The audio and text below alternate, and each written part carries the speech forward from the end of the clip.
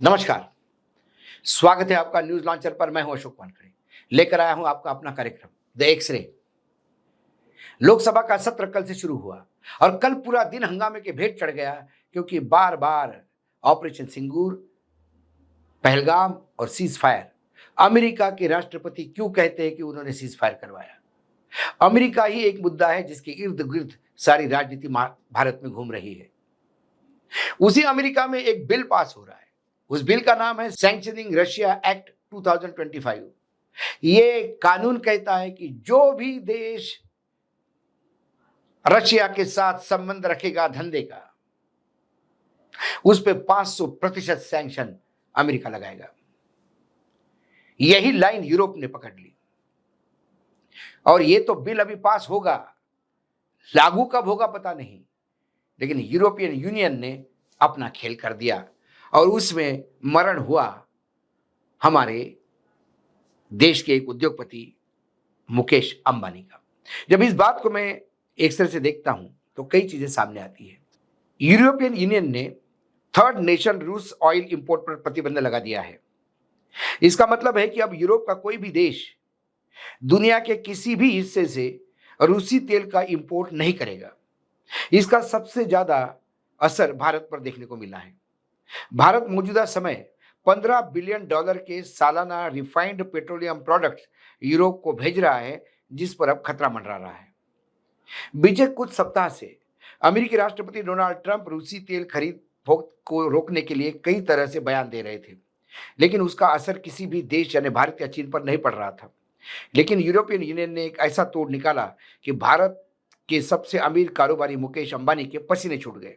Record revenue और profit होने के बाद भी सोमवार को यूरोपियन यूनियन के इस फैसले की वजह से रिलायंस इंडस्ट्रीज के शेयर 3% टूट गए, जिसकी वजह से रिलायंस इंडस्ट्री के मार्केट कैप को 66,000 करोड़ का नुकसान हुआ।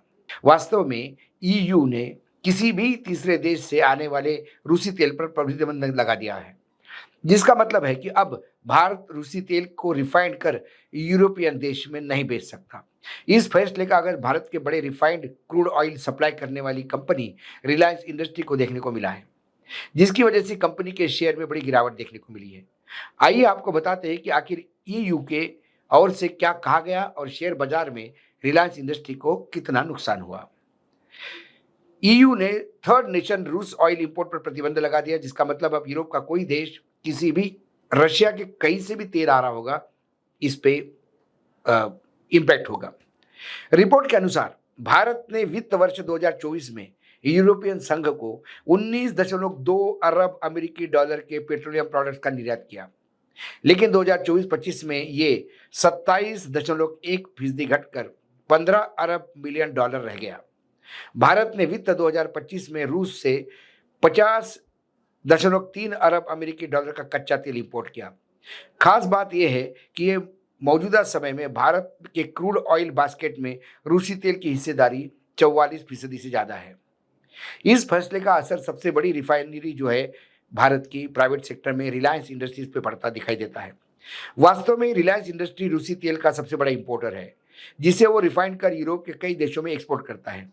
दिसंबर 2024 में आरआईएल ने रोज नेफ्ट के साथ लगभग 5 लाख बैरल प्रतिदिन रूस कच्चे तेल का आयात और 10 साल का समझौता किया था, जिसका सालाना 13 अरब डॉलर का मूल्य है, जिससे रूसी तेल उसकी रिफाइंड रणनीति का आधार बन गया। अक्टूबर 2024 तक रिलायंस रूस से औसत 4,05,000 बैरल प्रतिदिन आयात करता जा रहा था, जो उसके कुल कच्चे तेल के 1/3 से भी ज्यादा है।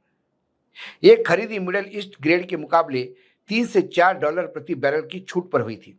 जो रशिया अपने को सस्ता दे रहा था, उसका फायदा रिलायंस को मिल रहा था। मैं बार बार कहता हूं कि रिलायंस से हमको सस्ता तेल मिल रहा है करके हम तालियां बजा रहे थे। वो सस्ता तेल भारत से ज्यादा रिलायंस को फायदा पहुंचा रहे थे। मैं बार बार बोल रहा था कि बहुत सारा पेट्रोलियम सेक्टर में एक चर्चा है, कोई स्वान इंडस्ट्रीज है, स्वान एनर्जीज है, ऐसी कोई कंपनी है स्वान नाम की, वो कोई खेल करती है जिसके तहत ये सारे जो प्रॉफिट्स है इसमें सबको कुछ ना कुछ हिस्सेदारी मिलती है। ईयू के फैसले बाद सोमवार को रिलायंस इंडस्ट्रीज के शेयर में बड़ी गिरावट देखने को मिली। बॉम्बे स्टॉक एक्सचेंज के आंकड़ों के अनुसार रिलायंस इंडस्ट्री का शेयर 3.29% से गिरावट के साथ 1,428 रुपये 20 पैसे पर बंद हुआ, जबकि कारोबारी सत्र के दौरान रिलायंस इंडस्ट्री के शेयर 1,423 रुपये 5 पैसे के साथ दिन के लोअर लेवल पर चला गया, जबकि कल सुबह ही कंपनी का शेयर मामूली गिरावट के साथ 1,474 रुपये 95 पैसे पर ओपन हुआ था, जबकि एक दिन पहले कंपनी का शेयर 1,476 रुपये 85 पैसे पर देखने को मिला था। जानकारों की माने तो रिलायंस इंडस्ट्री के शेयर में कमी उतार चढ़ाव देखने को मिल सकते हैं। 19 जुलाई 2024 को कंपनी का शेयर 1,589 रुपये 50 पैसे के हाई पे पहुंच गया था। खास बात यह है कि रिलायंस इंडस्ट्रीज के शेयर में गिरावट आने की वजह से कंपनी का मार्केट कैप भी नीचे आ जाता है। आंकड़ों को देखें तो शुक्रवार को शेयर बाजार बंद होने के बाद रिलायंस इंडस्ट्री का मार्केट कैप 19,98,543.22 करोड़ रुपए देखने को मिला था, जो सोमवार को मात्र 19,32,707.74 करोड़ रुपए पर आ गया। इसका मतलब यह है कि कंपनी की मार्केट कैप को दिन भर में 65,835.48 करोड़ रुपए का नुकसान उठाना पड़ा। ये जब हम देखते हैं, मैं बार बार कह रहा था कि अमेरिका रशिया को लेकर भारत की नकेल कसेगा।